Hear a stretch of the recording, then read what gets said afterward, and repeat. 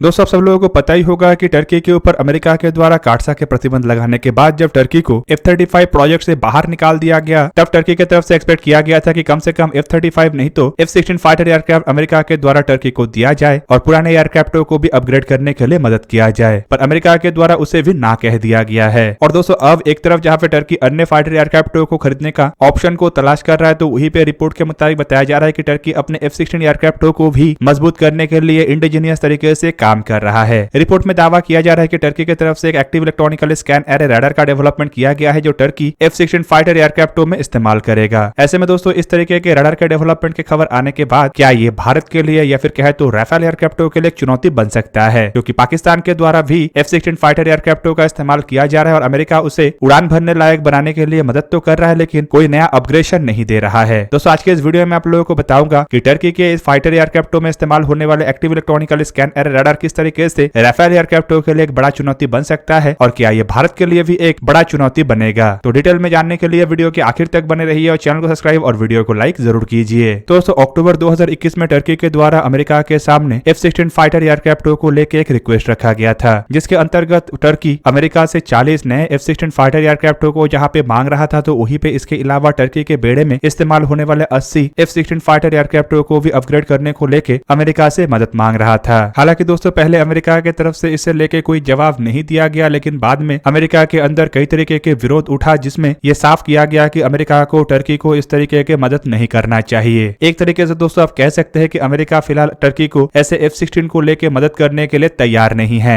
और दोस्तों इसके बाद टर्की के प्रेसिडेंट एर्दोगान की तरफ से एक तरीके से धमकी देते हुए बताया गया है कि अमेरिका के द्वारा अगर F-16 नहीं दिया जाता है तो टर्की सुखोई 35 एयरक्राफ्ट खरीदेगा, पर फिलहाल टर्की उस कंडीशन में भी नहीं है। दोस्तों दूसरी तरफ टर्की के जो डिफेंस इंडस्ट्री है उनके वरिष्ठ अधिकारियों की तरफ से बयान दिया जा रहा था कि टर्की F-16 फाइटर एयरक्राफ्टों को अब डोमेस्टिकली अपग्रेड करेगा। 10 नवंबर के दिन टर्की के डिफेंस इंडस्ट्री के प्रेसिडेंट इस्माइल डामिर की तरफ से एक नया active electronical scan array radar को दुनिया के सामने लाते हुए अब बताया जा रहा है कि इन रडारों का इस्तेमाल टर्की अपने बेड़े के F-16 फाइटर एयरक्राफ्टों में करेगा। हालांकि इसके अलावा दावा यह भी किया जा रहा है कि इन रडारों का इस्तेमाल टर्की के आकांक्षी अनमैन एरियल व्हीकल के साथ साथ आने वाले TFX फाइटर एयरक्राफ्टों के प्रोजेक्ट में भी किया जाएगा। हालांकि दोस्तों इस साल के मार्च महीने में ही एक लोकल पोर्टल की तरफ से ये इन्फॉर्म किया गया था कि टर्की के अंदर F-16 एयरक्राफ्टों के एक active electronical scan array radar का डेवलपमेंट किया जा रहा है और इस डेवलपमेंट का काम असलसन कंपनी की तरफ से किया जा रहा है। हालांकि दोस्तों सोर्सेस के मुताबिक ये जो active electronical scan array radar है ये कई सारे अपग्रेड्स में से एक ही अपग्रेड्स है, जबकि संपूर्ण F-16 एयरक्राफ्टों को कई तरीके के अपग्रेडेशन का आवश्यकता है और active electronical scan array radar अकेले में संपूर्ण F-16 एयरक्राफ्टों के कैरेक्टर को या फिर कहे तो क्षमता को नहीं बदल सकता। टर्की के बेड़े में जो F-16C और D एयरक्राफ्ट है इसे काफी पुराने एयरक्राफ्ट के रूप में देखा जा रहा है और दोस्तों इन एयरक्राफ्टों के सर्विस लाइफ जहां पे लगभग खत्म होने आया है, तो वहीं पे टर्की के पास कोई नए और मॉडर्न एयरक्राफ्ट ना होने के कारण इन एयरक्राफ्टों को अभी भी टर्की के द्वारा अपग्रेड करके इस्तेमाल करने का आवश्यकता है। दोस्तों एक तरीके से देखा जाए तो टर्की को F-16 फाइटर एयरक्राफ्टों के अपग्रेडेशन काफी अधिक आवश्यक है, क्योंकि जिस तरीके से ग्रीस के साथ टर्की पंगा लिया हुआ है और जिस तरीके से ग्रीस के बेड़े में एक के बाद एक नया फाइटर एयरक्राफ्टों को जोड़ा जा रहा है, उससे टर्की के क्षमता तो कम हो ही रहा है, साथ में टर्की का चिंता भी बढ़ रहा है। और दोस्तों अगर F-16 फाइटर एयरक्राफ्टों के अपग्रेडेशन नहीं होता है, टर्की अन्य देश से भी फाइटर एयरक्राफ्टों को खरीदने में सफलता हासिल नहीं कर पाता है, तो इससे एक तरीके से टर्की के एयरफोर्स का सर्वनाश हो जाएगा। हालांकि टर्की अन्य देश से फाइटर एयरक्राफ्टों को खरीदने में अगर सफलता हासिल भी कर लेता है, तो उसके बेड़े में जितने बड़े संख्या में फिलहाल F-16 एयरक्राफ्ट है उसका मुकाबला तो एयरक्राफ्टों को खरीद के टर्की कभी नहीं कर पाएगा। अब दोस्तों थोड़ा चलिए जानते हैं कि अगर F-16 फाइटर एयरक्राफ्टों में नया active electronical scan array radar लगता है तो क्या ये राफेल के लिए एक चुनौती बन सकेगा। और दोस्तों इसके साथ साथ हम ये भी जानेंगे कि क्या ये नया active electronical scan array radar Pakistan के F-16 एयरक्राफ्टों में भी लग सकेगा। दोस्तों फिलहाल अगर देखा जाए तो टर्की के लिए सबसे बड़ा चुनौती है राफेल एयरक्राफ्ट। ग्रीस के बेड़े में जितने भी फाइटर एयरक्राफ्ट है उनमें सबसे ताकतवर तरीन फाइटर एयरक्राफ्ट असल में राफेल ही है और टर्की इन एयरक्राफ्टों से इसलिए भी डरता है क्योंकि एक बार टर्की के एक फॉरेन बेस के ऊपर राफेल एयरक्राफ्टों के द्वारा हमला किया गया था, जिस हमले का जवाब न टर्की दे सका और न ही टर्की के एयर डिफेंस सिस्टम उस हमले को रोक सका था। ग्रीस के बेड़े में जब से राफेल एयरक्राफ्टों को शामिल करना शुरू किया गया तब से टर्की का पसीना छूट रहा है और टर्की परेशान है कि किस तरीके से इन एयरक्राफ्टों को काउंटर किया जाए। दोस्तों टर्की के F-16 हो या फिर F-16 के सबसे मॉडर्न वेरिएंट हो, फिलहाल इन एयरक्राफ्टों के पास राफेल एयरक्राफ्टों का सामना करने का क्षमता नहीं है। इवन टर्की के द्वारा अगर अमेरिका की मदद से भी F-16 एयरक्राफ्टों को मॉडर्नाइज किया जाता है तब भी उन एयरक्राफ्टों के पास इतने कैपेबिलिटी नहीं होगा कि वो राफेल एयरक्राफ्टों का मुकाबला कर सके। दोस्तों राफेल एयरक्राफ्टों को एक 4++ जनरेशन के जहां पे फाइटर एयरक्राफ्ट के रूप में देखा जाता है, तो वहीं पे F-16 के जो पुराने वेरिएंट है वो वो 3.4 जनरेशन के फाइटर एयरक्राफ्ट है, जबकि F-16 के ब्लॉक 50-52 एयरक्राफ्टों को 4th जनरेशन का फाइटर एयरक्राफ्ट का दर्जा दिया जाता है। हालांकि ये टेक्नोलॉजी के मामले में 4th जनरेशन के सबसे निचले स्तर पे है। हालांकि F-16 एयरक्राफ्टों के मॉडर्न वेरिएंट मतलब ब्लॉक 70-72 एयरक्राफ्टों को आप एक 4th जनरेशन के एयरक्राफ्ट कह सकते हैं, क्योंकि इसमें कई सारे बदलाव करते हुए कई सारे नए इक्विपमेंटों को जोड़ा गया है। जबकि राफेल एयरक्राफ्टों को अगर देखा जाए तो ये 4++ जनरेशन के सबसे उच्च स्तर के एयरक्राफ्ट है, जिसे एक तरीके से 5th जनरेशन के फाइटर एयरक्राफ्ट के थोड़े ही नीचे माना जाता है। हालांकि दोस्तों अगर देखा जाए तो राफेल एयरक्राफ्टों के पास इस तरीके का क्षमता है कि इन एयरक्राफ्टों को आप 5th जनरेशन के फाइटर एयरक्राफ्टों के साथ भी लड़ा सकते हैं। और एग्जांपल के रूप में अगर एयर एक्सरसाइजेस को देख लिया जाए तो ऐसे एक्सरसाइजेस में राफेल एयरक्राफ्ट अमेरिका के F-22 फाइटर एयरक्राफ्टों को भी मात दे चुका है। इवन इन एयरक्राफ्टों का क्षमता इतना अधिक है कि पीपल लिबरेशन आर्मी, जो कि हमेशा से ही अपने फाइटर एयरक्राफ्टों को बड़ा दिखाता है, वो भी 5th जनरेशन के फाइटर एयरक्राफ्टों के ही भरोसे राफेल को काउंटर करने का सपना देख रहा है। मतलब active electronical scan array radar आ जाए, चाहे एयरक्राफ्टों को संपूर्ण रूप से ही बदल दिया जाए, पर लेकिन फिर भी F-16 फाइटर एयरक्राफ्ट राफेल एयरक्राफ्टों का सामना करने लायक तो नहीं बनेगा। अब दोस्तों चलिए दूसरे सवाल की तरफ, मतलब क्या ये F-16 फाइटर एयरक्राफ्ट के लिए बनाया गया active electronical scan array radar Turkey Pakistan को दे सकता है? दोस्तों फिलहाल टर्की और पाकिस्तान के बीच के रिश्ते को अगर देखा जाए तो इसमें कोई हैरानी नहीं होगा कि अगर टर्की के द्वारा ये रडार पाकिस्तान को दिया गया तो। पर बात यह है कि क्या पाकिस्तान इन रडारों को टर्की से हासिल करने का फिलहाल साहस रखता है? दोस्तों देखा जाए तो पाकिस्तान के F-16 फाइटर एयरक्राफ्टों को अपग्रेड करने के लिए अमेरिका के द्वारा करीबन $450 मिलियन